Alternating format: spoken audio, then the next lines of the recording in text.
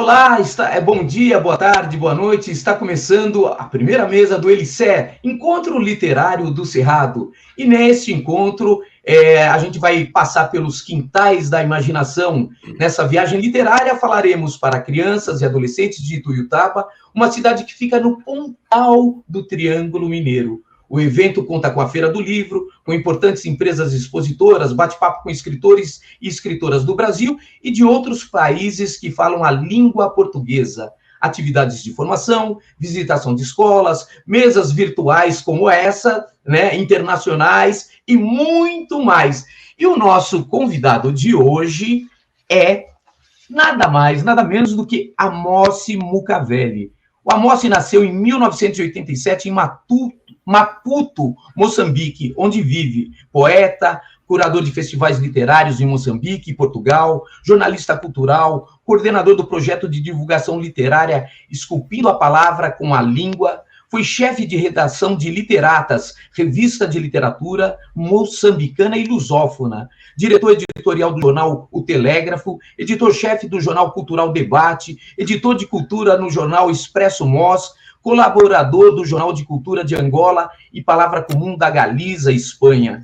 É coordenador nacional do World Poetry Movement, membro do conselho editorial da revista Malhamagens Brasil, da Academia de Letras de Teófilo Otoni Brasil e da International Writers Association de Ohio, Estados Unidos. Tem participado em inúmeros festivais literários em Angola, Portugal, Brasil, Argentina e México. Com textos publicados em diversos jornais do mundo lusófono, publicou os livros Arqueologia da Palavra e Anatomia da Língua, Antologia Poética, Revistas Literatas 2013, Coordenação e Geografia do Olhar, ensaio fotográfico sobre a cidade. Meu querido, vamos começar essa conversa? É um prazer recebê-lo aqui.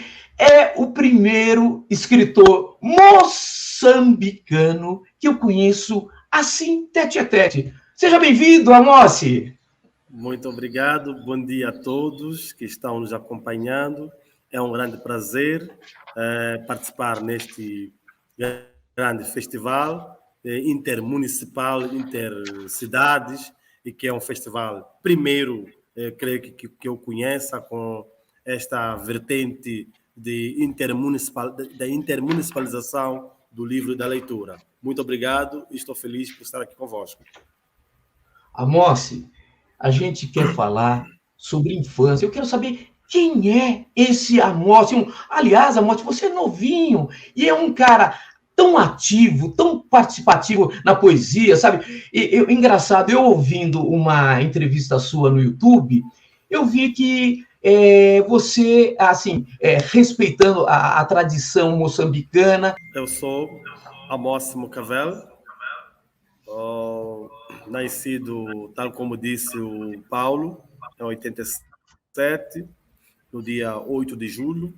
Nasci num bairro chamado Aeroporto e, desde miúdo, tive esta vontade, este sonho de viajar, porque ao acordar pelas manhãs,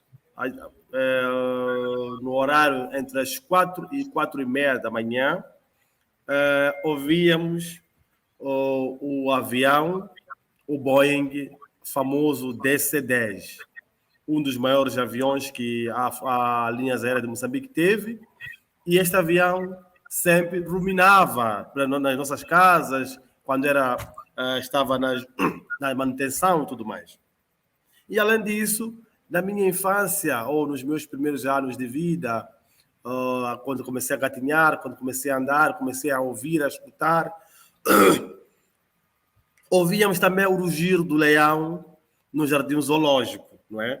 É uma história muito interessante, porque sabíamos que todos os dias, às 5:10, o leão do jardim zoológico rugia. E já tínhamos nosso relógio tradicional no bairro, que é às 5:10, pontuais, o leão do jardim zoológico tinha que rugir.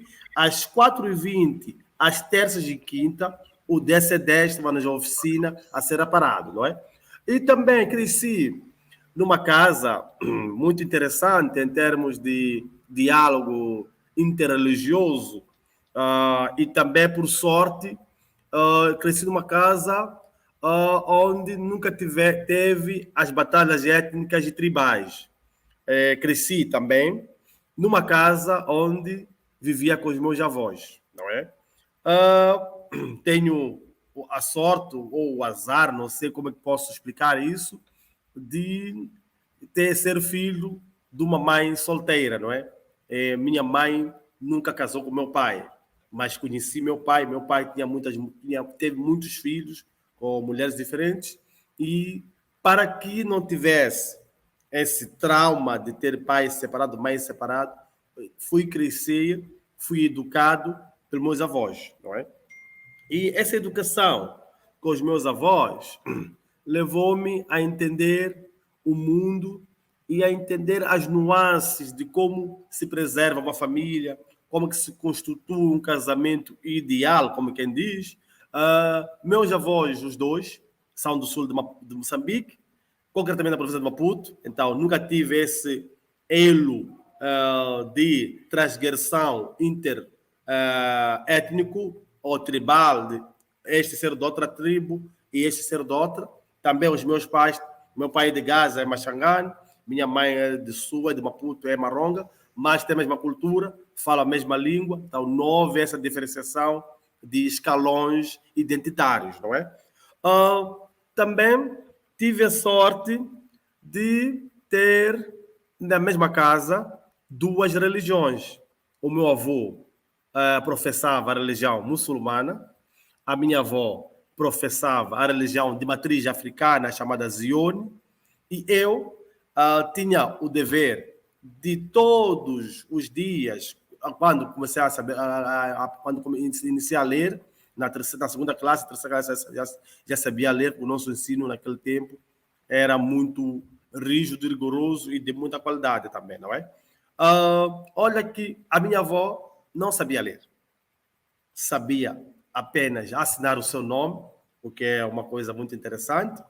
E às terças e quinta, ela tinha as reuniões da igreja, era líder das mulheres da igreja, e tudo que se lia em termos bíblicos na igreja, ela anotava, e de noite eu tinha que vir ler para ela, e o meu avô sugeria alguns versículos para que ela fosse apresentar no outro dia.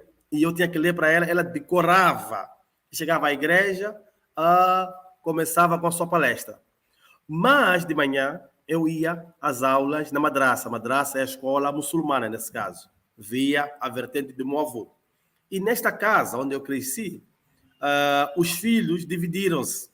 Outros professavam a igreja da mãe, outros do pai, mas num convívio tênue, afável, afetivo, sem nenhuma discriminação um do outro. Também cresci numa zona, no meu bairro, numa zona, diria na rua, mas não é uma rua tão alargada, chamamos de beco. Eu era o único da minha geração que não vivia com os seus pais. Era o único que vivia com os avós. Meus pais eram meus avós.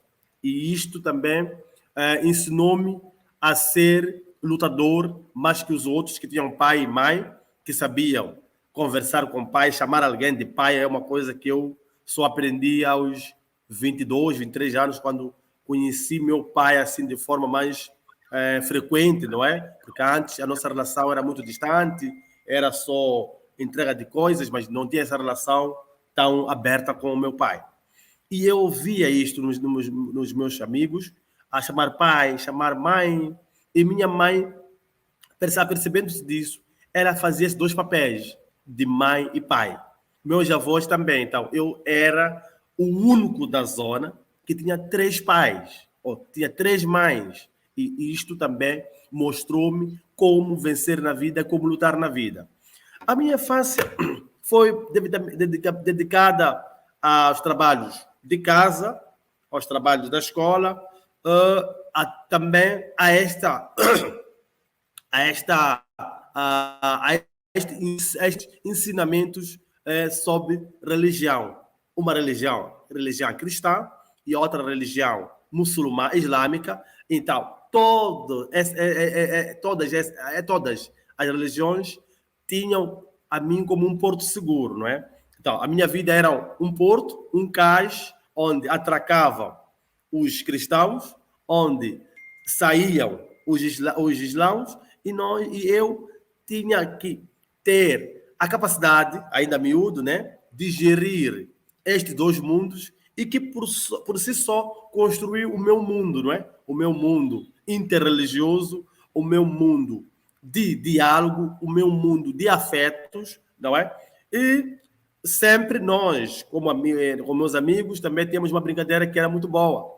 E de manhã, quando íamos à escola, depois víamos, a minha avó exigia que eu, o meu amigo Gil, o meu amigo Betinho, fizéssemos trabalho de casa em escalas. Isto é, na segunda-feira era em casa do Betinho, na terça era em casa do Gil, na quarta era na minha casa, onde nós estudávamos. Depois íamos ao futebol, com certeza. Futebol, depois do futebol, fugíamos para a praia. E quando fôssemos à praia, não podiam descobrir em casa que nós fomos à praia. O que é que fazíamos para não descobrir? Para não descobrir em casa que fomos à praia. Isso aos sábados, nesse caso. Ao voltar da praia, nós passávamos da vala de drenagem, muito grande. A única vala grande está em Maputo, está no meu bairro. Da vala de drenagem, lavávamos os pés e, ao sair, amarrávamos o capim e levávamos um feijão nhemba entre os dentes, partíamos para não descobrir em casa. Era um mito que construímos, mas no final das contas chegávamos a casa, levávamos porrada, porque sempre há um amigo que contava que estes fugiram, foram à praia, não é? E também eu acho que este espírito da aventura já vem de dentro de nós. O espaço territorial onde nós nascemos já nos convoca para a viagem. O meu bairro chama-se Aeroporto, onde está localizado o Aeroporto Internacional. Entre o espaço que circunscreve as casas ou as ruas onde está a minha casa, tem uma coisa interessante. Tem uma linha feira que separa o bairro, nesse caso, para ir ao aeroporto, tem que se atravessar a linha feira. No lado, isso é, como estou sentado, é a norte tem ali a feira, tem o aeroporto. A sul tem a vala de drenagem, não é? Tem a vala de drenagem. A oeste tem a Avenida Angola, é uma avenida chamada Avenida Angola, não é? E a este tem a Avenida de Moçambique. Olha essa contradição. Do outro lado temos a Avenida de Angola, o outro lado temos a Avenida de Moçambique, e onde tem a vala de drenagem encontramos a Avenida João Quixano, que foi o segundo presidente de Moçambique. Então, isso quer dizer que a irmandade entre a Angola e Moçambique está circunscrita no meu bairro. Isto é, quando o presidente João Quixano fosse para Angola, para outro país, tinha que passar da Avenida Angola, não é? Cruzava João Quixano e passava da Avenida Angola. Se por acaso ele sair do aeroporto, não quiser usar a Avenida Angola, tinha que usar a Avenida de Moçambique e entrava pela João Quixano novamente, não é? É uma coisa muito interessante. Paulo? Oi, vamos ver se está aqui. Peraí, só um pouquinho. Alô, tá me ouvindo agora? Sim. Olha que história fabulosa, que história fabulosa. Sabe que eu tô te ouvindo e eu lembro, é engraçado isso que você falou da sua mãe, de você ter sido criado pelos seus avós. Eu já não tive essa felicidade de crescer com os meus avós, né? Mas eu tenho imagens poéticas, assim, belíssimas. Eu falo assim, enquanto passava café, mãe cantava feliz de pé, dizia que assim voava. Antenado, eu captava tudo. Tia ralhando com tio, um peão riscando o chão, as pipas cortando o céu e os cães latindo gratidão. Amossi, é impressionante como essas coisas marcam a gente. O rugido do leão às 5h10 da manhã. E para mim, Amossi, o que ficava... Eu nunca me esqueço do primeiro canto de pássaro que eu ouvi por aqui, Aqui, eu sou de São Paulo, Osasco. O primeiro canto de pássaro é minha mãe passando café e ouvindo o Bem-TV. Então, quer dizer, essas imagens pegam a gente. Eu também, engraçado, eu também tive que inventar os meus brinquedos, tive que me reinventar no mundo, como você teve que se reinventar também.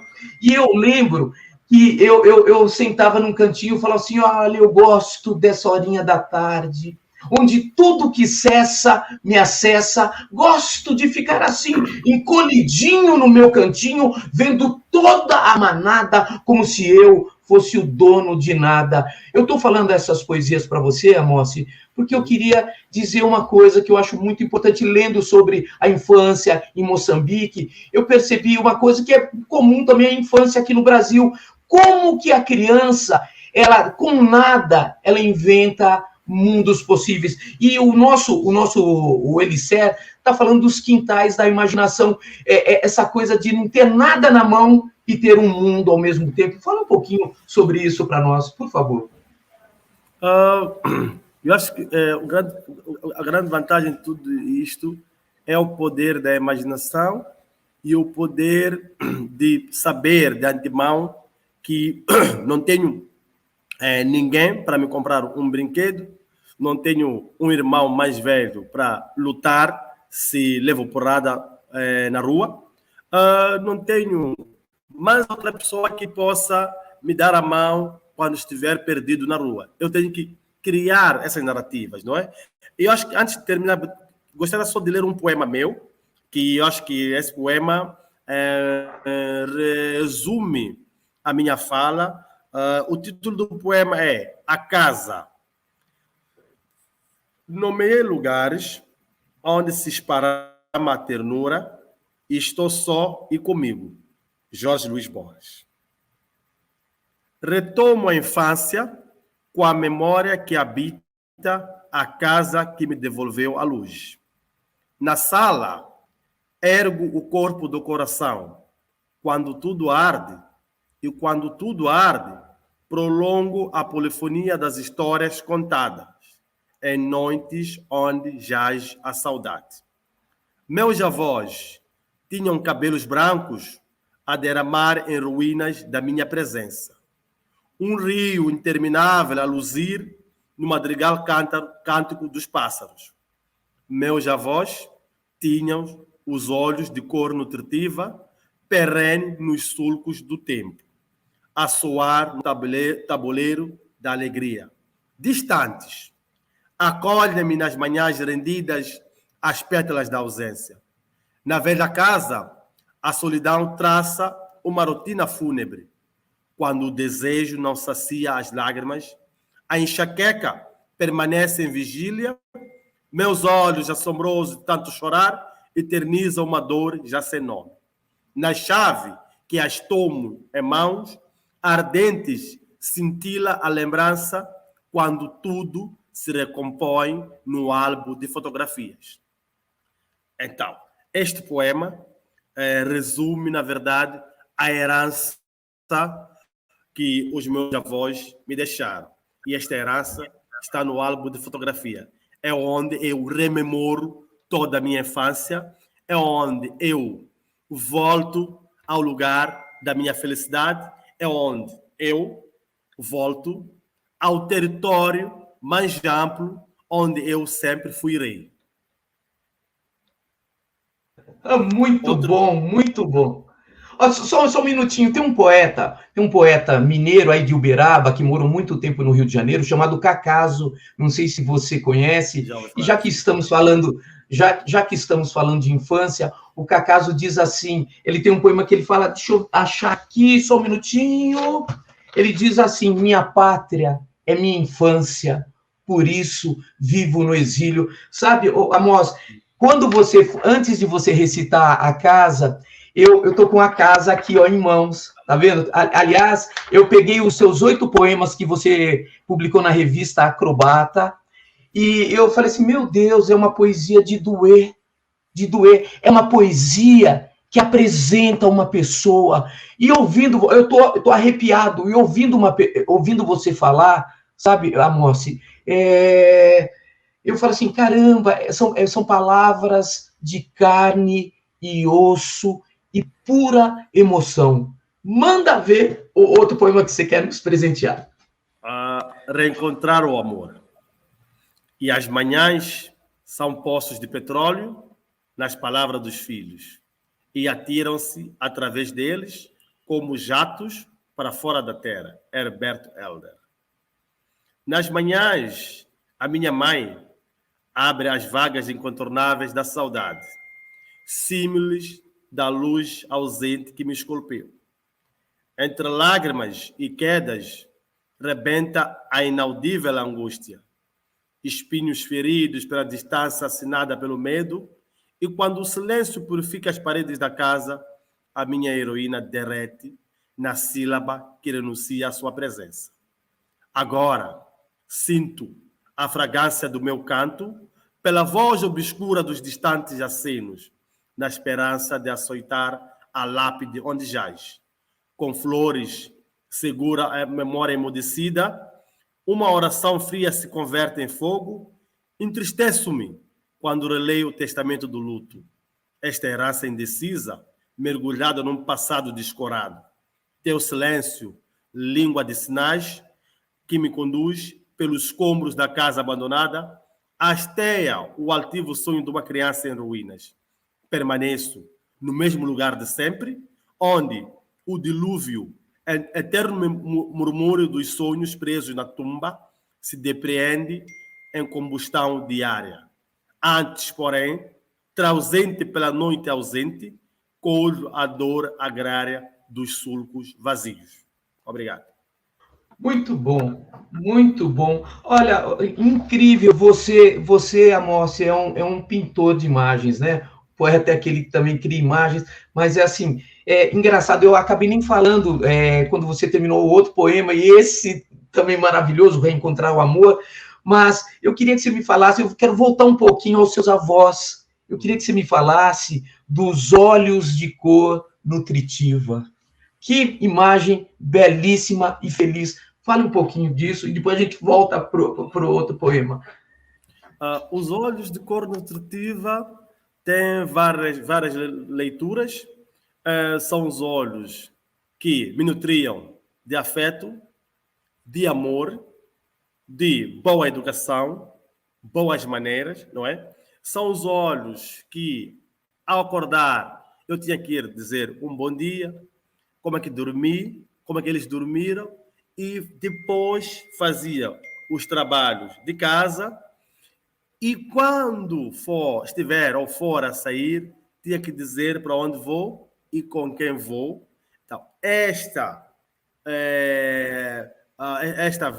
veia nutritiva desses olhos, da presença deles, este afeto nutricional, nesse caso, era a minha dieta, era a minha comida, era tudo o que eu precisava, era o meu respirar. Então, por isso que eu chamo de olhos de cor nutritiva, porque havia nutrientes nesse olhar, havia nutrientes nesse espaço de fala, nesse espaço de escuta que os meus avós criaram no meio da casa onde me pertenceu, ou me pertence, ou onde fui criado, onde fui formado como o homem que sou, como a criança que vive em mim, como alguém que quer reencontrar essas pessoas que já não estão cá, estão distantes, tanto a minha mãe, tanto eles, e eu sempre estou à procura de uma ou de outra forma, pagar por tudo que eles me deram, não é? Olha só que, ao escrever esses dois poemas, a minha esposa sabe muito bem disso, eu escrevi a chorar. Escrevi a chorar e levei 2 semanas para fechar esses poemas e a chorar. Não foi fácil, não é? Tentar rebuscar as minhas vivências, tentar expor as minhas experiências pessoais que não são nada alegres, não é? São experiências magoadas, cheias de mágoas, são experiências angustiadas, são experiências de algo que ainda me dá falta, de pessoas que foram muito importantes para mim. Olha, é engraçado, você escreveu também a geografia do olhar, né? Exato. Geografia do olhar. E eu percebi, assim, pelo pouco que eu li de alguns poemas seus, essa questão do silêncio, da tristeza. É Uhum. incrível como essas coisas marcam uma pessoa. Agora, só que elas te marcaram, mas também te deram força para prosseguir e para acreditar que a gente pode sim fazer um mundo melhor. E me diz uma coisa, Amossi, me fala um pouco, você disse numa das suas entrevistas, eu até te falei um pouquinho antes da gente Uhum. entrar, que o seu país é o país da poesia. Por quê? Moçambique é um país genuinamente dos poetas e da poesia, nesse caso. Creio que não há país totalmente banhado pelo mar e não tenha poesia. O meu país é banhado pelo mar e no interior tem inúmeros rios. Por isso que em Moçambique navegar é preciso, não é? Segundo, reza a história que em 1901, ou, se não estiver, 1901, na ilha de Moçambique, um poeta de nome Campos Oliveira lançou o primeiro livro de poesia. E reza a história também que antes dele já existiam outros livros, mas não eram de poesia. Ele é o primeiro poeta. E olha só que este poeta cantou, enamorou o mar e a ilha de Moçambique como lugar mágico, como a sua Pazárgada, nesse caso. E a ilha de Moçambique também recebeu o próprio Camões, passou por lá, o Luiz Antônio Gonzaga, o brasileiro, passou por lá, não é? É um lugar de doce exílio e o mar também dá-nos esta chance de nos exilar abertamente, não é? É um exílio perfeito. A poesia em Moçambique teve também esse olhar navegante, esse olhar de banhista, esse olhar de quem quer viajar, mas não tem como sair e não tem um destino certo por lá chegar. Eduardo White faz esta analogia de forma muito interessante, não é?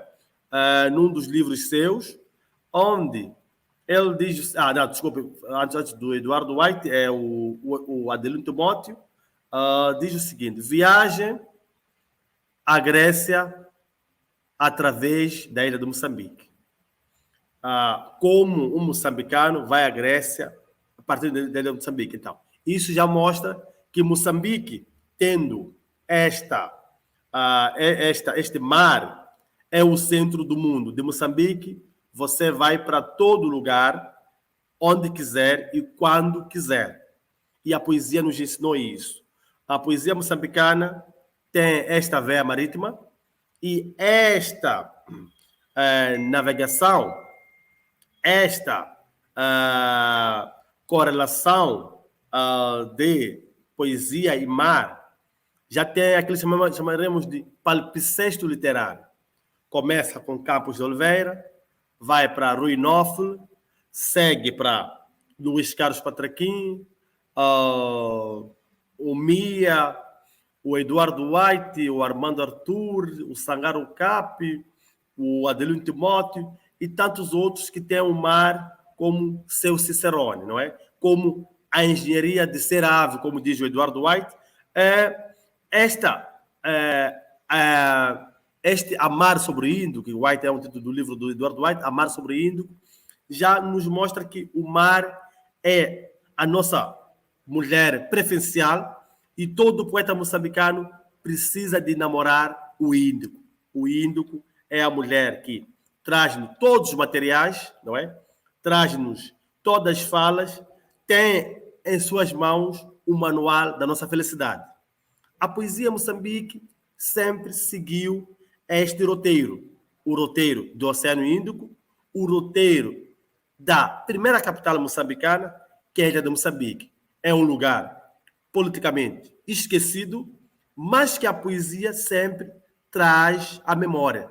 A poesia ainda sente que a capital de Moçambique é a ilha de Moçambique. Olha, maravilha. Olha, eu vou com uma coisa. As coisas deram de me namorar, viu? As coisas me querem e eu quero as coisas que me querem. É um direito meu e ninguém pode tascar. As coisas me olham com seus olhos pidões e eu, viu, Amossi? Eu adoro ser olhado pelos olhos pidões das coisas que me olham. As coisas pulam um muro, brincam de amarelinha e agora ali na varanda, Amossi, escuta só, ali na varanda estão a me chamar de sonho meu. Eu sou o sonho delas, Amossi. Definitivamente coisas me desconcertam quando me namoram.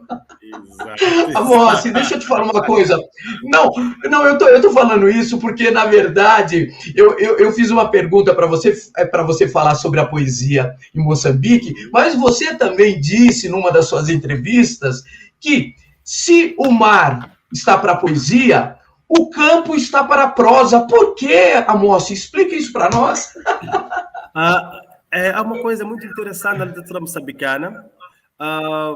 Parece que os escritores, o escritor e o poeta, decidiram dividir o país em dois estados.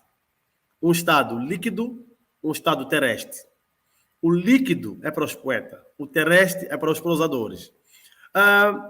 Durante muito tempo e em várias obras, a prosa moçambicana esteve sempre como seu centro da construção imagética, o campo. E a poesia sempre escolheu o mar. Só para dar um exemplo, os grandes livros da prosa moçambicana têm essa tendência de trazer o êxodo rural, as migrações, os usos e costumes de certas etnias moçambicanas. Podemos falar da Varanda de Fagipane do Miacoto, podemos falar de Waralap, um romance histórico sobre o grande líder Ngungunyan, Apolachesiano com Nikete, histórias de poligamia. Podemos falar do João Paulo Borges Coelho com o Cabo de Trânsito, que fala sobre o Cabo da Educação, ou Inhambane, ou Meridião Setentrião, que é o único romance do João Borges Coelho que faz o périplo sobre a costa moçambicana, em dois livros, Meridião Setentrião, que ele faz, é o único romance. O resto estão mais para o interior. Questões de o diálogo de tradição, modernidade e tudo mais. E a poesia sempre esteve de olhos no mar. Sempre quis amar o índio, como disse o Eduardo White. Então, a literatura moçambicana tem esses dois estados, o líquido terrestre, que juntos formam este país literário que se chama Moçambique. Muitos romances moçambicanos têm toda a sua construção, toda a imagética, todas as nuances, todas as narrativas têm como epicentro o espaço campesino, têm como epicentro os problemas locais resolvidos de forma tradicional. Agora está a surgir mais livros onde o enredo todo acontece dentro do espaço urbano, mas a maioria dos romances é no espaço rural. Perfeito. Eu queria que você recitasse um outro poema para nós, A Criança e a Árvore. E eu queria, além disso, eu queria te pedir mais uma coisa. Você foi um menino quieto? Você foi um menino quieto? Se foi, qual é a riqueza da quietude para que as crianças e os adolescentes que estão aqui nos assistindo possam compreender isso um pouco melhor? Creio que eu sou um dos jovens mais ricos do mundo.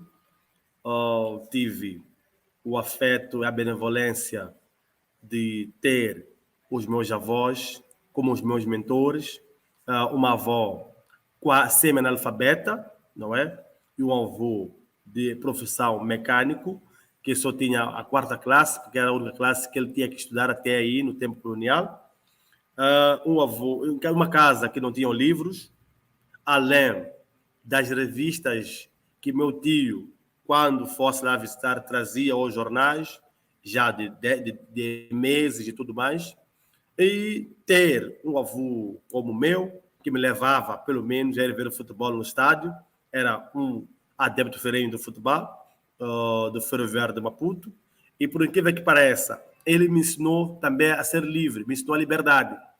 Quando tinha os meus 8 anos, em casa, com amigos, ele, estamos no relato do futebol, eu disse que quero ser adepto do Costa de Sol. Já sou.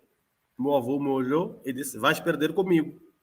E continuei assim, adepto do Costa de Sol, sem problemas de imposição de gostos, para que eu fosse do Ferroviário, a equipe que ele apoiava.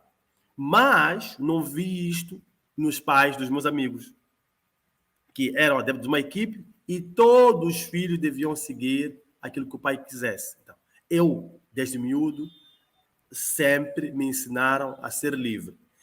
Mesmo quando foi para escolher a religião, me perguntaram aos 7 anos, queres ir com a avó ou queres ir comigo? Meu avô perguntar isso. Eu disse, quero ir consigo. Então, eu sempre preso estes ensinamentos e preso este legado de cultivar, de ser um cultor da liberdade, da amizade, do respeito mútuo, e ser cultor de quem sabe ouvir e sabe escutar para depois falar. São esses ensinamentos que meus avós me deram, não é? De também perceber que este timing não é meu para eu falar, para eu correr, tenho que esperar a hora para eu avançar. Muito bom, muito bom. Olha, engraçado, eu tenho um poema. Você me permite eu recitar um poema para Sim. você? Eu falo assim: às vezes eu sou ninguém por opção, e acho que ser ninguém é uma grande mentira. Quando muito quero ar, digo amém e sigo na contramão, por acreditar que essa é a minha mão mais certa. Certamente me acho e é comigo que me sinto bem, e é comigo o negócio da minha existência. Por ora, existir está ligado à resistência, ao fato de ser e de estar. Não tenho nada a ver com tudo isso, ou tenho. Sou outra vertente e, quando muito, quero ar.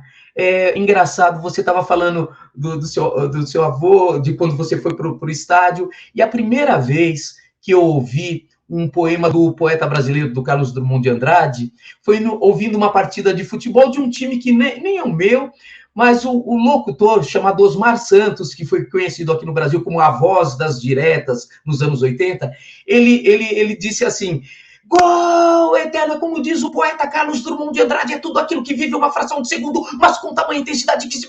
Moral da história: eterno é tudo aquilo que se fana, mas que vive... Eterno é tudo aquilo que se fana, mas que vive... Bom, enfim. Aí eu ouvi Drummond, aí mais tarde eu fui ler, falei, caramba, essa poesia que eu vi no rádio, menino, tá aqui nesse livro. E aí as palavras vão constituindo a gente. E é por isso, Amossi, que eu queria que você recitasse para nós, se não for pedir demais, A Criança e a Árvore.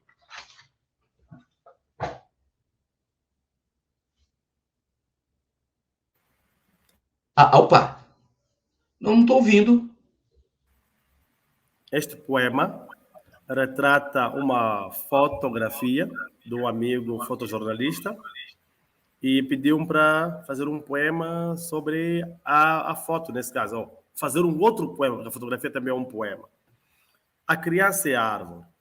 Sobre a árvore, a criança repisca o dia. Sobre a árvore, abre-se o caminho da ferida aberta. Um nome, sem epíteto, arde no tronco nu da árvore. Em silêncio, a criança repisca o dia, nos esconderijos da sua alegria. Há um encanto que estremece no dedo fechado a boca, e ao abrir a boca, o dedo em movimento conjuga o sol. Agarra a lua agitada nos retalhos do tempo, uma criança encostada à árvore, uma árvore abraçada à criança, e a árvore abre-se em carícias para as flores, que espalham cheiros e esfinges no olhar atento da criança. Belíssimo, belíssimo. Poxa, muito bacana. Olha, outra coisa, você tem um pé na música e nas artes. Eu queria que você falasse como que a música influenciou o seu trabalho e também as artes plásticas, a fotografia. A música tem um papel muito importante na minha vida. Eu, além de crescer com os avós e tudo mais, tive, e por tanto crescer com o avô, meu avô gostava tanto de música, e que lembro-me, aos 10 anos, ele comprou um rádio só para mim, não é? Um rádio para mim, e nas feiras nós íamos na Machamba, no campo, mas não muito distante da cidade, mas era campo, agora já é uma zona urbana, onde tinha a casa dos meus bisavós. E lá, nós, entre primos, todo mundo, no final do ano íamos lá. Não tinha energia, não tinha nada, mas o cântico, o afeto do campo, a ideia de estar com o bisavô, com a bisavó, com as nossas avós lá, e tantos primos reencontrávamos lá, era uma coisa muito interessante e tinha muitas mangueiras. E cada um de nós, quando chegado a hora de ir para casa, ou o tempo de ir para casa, sempre voltávamos em janeiro para retornarmos à escola. Cada um de nós fazia negócio de mangas. Levávamos as mangas nas nossas maletas, nossas pastas, voltávamos e vendíamos cá na cidade, na zona. Todo mundo queria comprar mangas. Mangas estavam caras, nós trazíamos, vendíamos a um preço mais barato. E o dinheiro da venda das mangas, comprávamos cassetes de música. Comprávamos cassete de música. Primeiramente, todo mundo, naquele tempo era Michael Jackson, Michael Bolton, são as músicas que nos introduziram. E tinha músicas moçambicanas, o José Mocavel, os Goroanes, e por aí em diante. Mas, aos 11 anos, eu e meus amigos descobrimos o rap. E foi aí onde nós nos constituímos como já adolescentes que sabem o que era.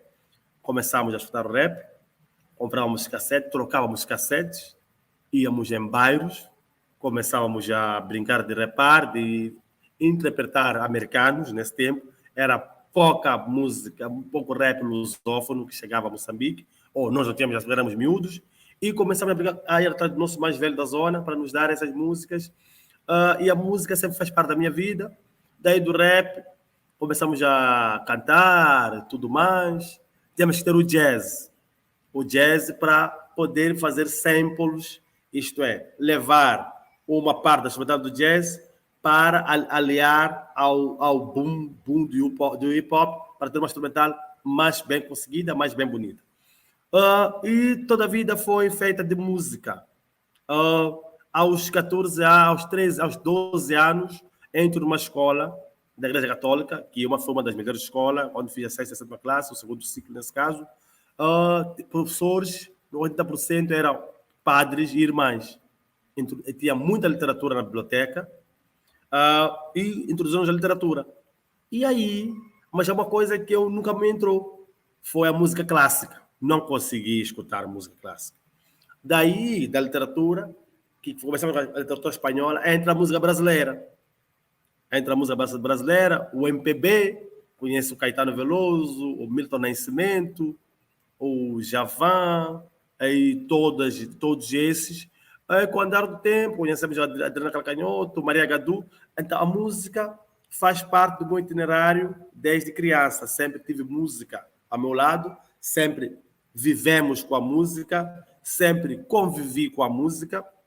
É por isso que eu acho que tenho esta vantagem de ter a música ao meu lado.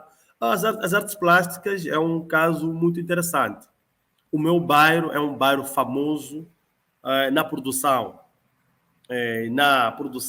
na pesquisa, na divulgação. Em cada 10 casas, 2 casas tem um artesão, tem um artista plástico que faz batik. Batik o que é? é um pano branco. As pessoas desenham num pano branco, é que eu trago aqui, desenham num pano branco, depois colam a vela, metem nas tintas, colam a vela onde não quer que aquela cor seja daquela parte. Tiram a vela para pôr na outra parte, onde a cor vai ser outra. E todo mundo da minha zona faz isto, a maioria deles, não é? Os mais velhos tinham essa vocação de ser artistas. E depois também na minha zona, na minha rua, a Rua do Camões, é a rua onde tem 3 grandes ícones das artes de Moçambique: o grande pintor, artista plástico, Malagatana Valente Ngüenya, o dramaturgo, o primeiro e o maior dramaturgo moçambicano, o Lindo Nhlongo, o maestro Chemane, todos são da minha rua. O escultor Obelino é da minha rua. Então, o meu bairro em si é um bairro de artistas. E artistas, a maioria deles, para as artes plásticas. Então, a minha mundividência é de artistas. Então, sempre tivemos alguém que ia oferecer um batique ao meu avô, à minha avó, ou nós íamos lá brincar com uma criança dali, podia levar, oferecia-nos. Então, nós sempre convivemos com as artes, com a música no bairro. Exato. Muito bom. Olha, outra coisa que eu queria te perguntar, eu vi aqui o apelo ao silêncio, e fale-nos um pouquinho do silêncio, e se quiser também recitar esse poema para nós, seria uma grande alegria. Seria, não? Vai ser. Ok. Está nesse livro, né? Está na Pedagogia da Ausência. Está nesse... Eu peguei esses poemas na revista Acrobata. São 8 poemas que, inclusive, achei até no Google. Dei uma googada lá e achei. Então, pode me ajudar a ler esse poema? Não pode? Pode. Muito.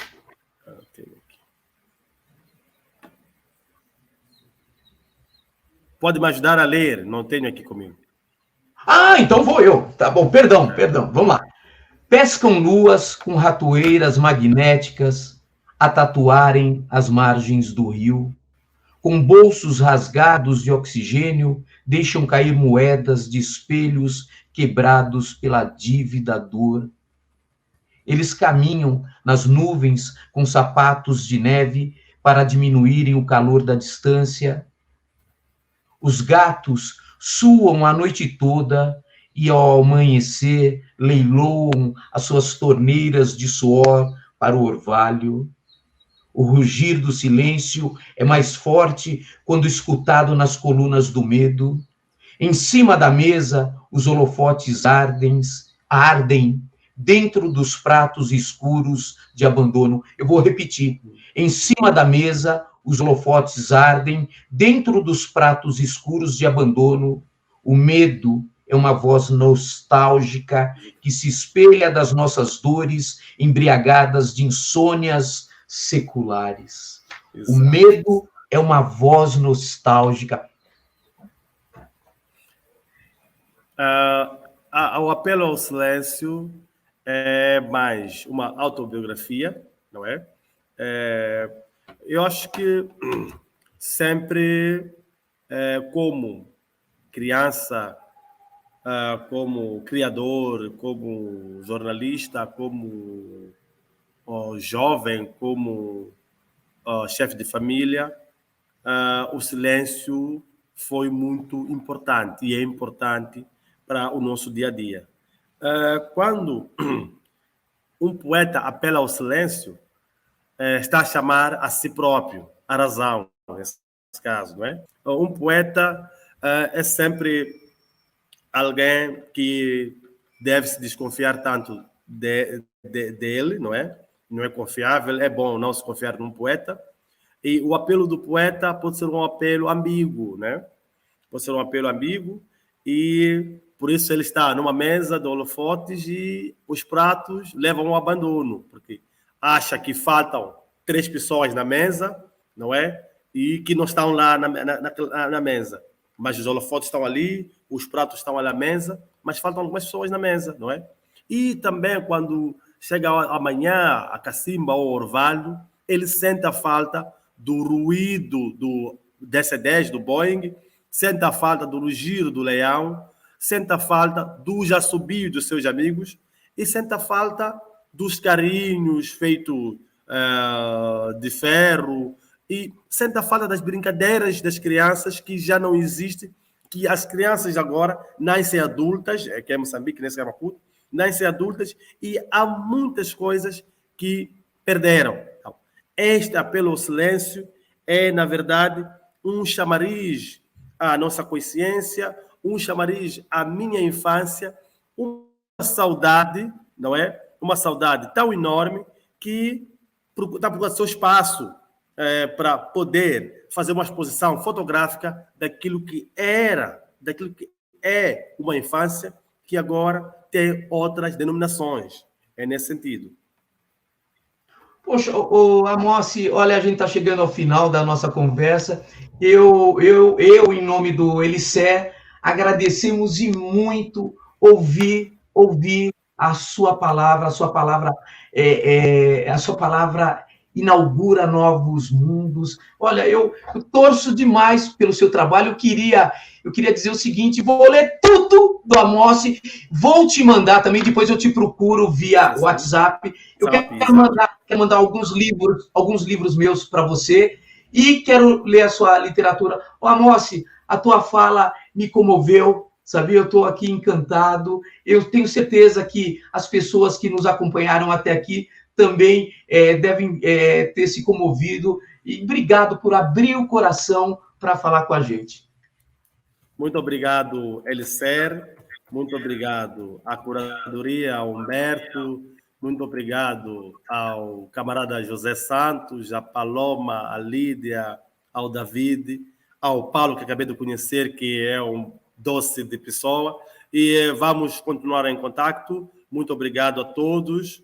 Espero que a minha fala tenha sido boa e que tenha dado algum alento sobre a infância de um poeta em Maputo, em Moçambique, e quizás para os leitores que estão aí em Minas, voltaremos a conviver e a conversar. Muito obrigado pelo convite. Muito obrigado. Tchau, tchau. Estamos juntos.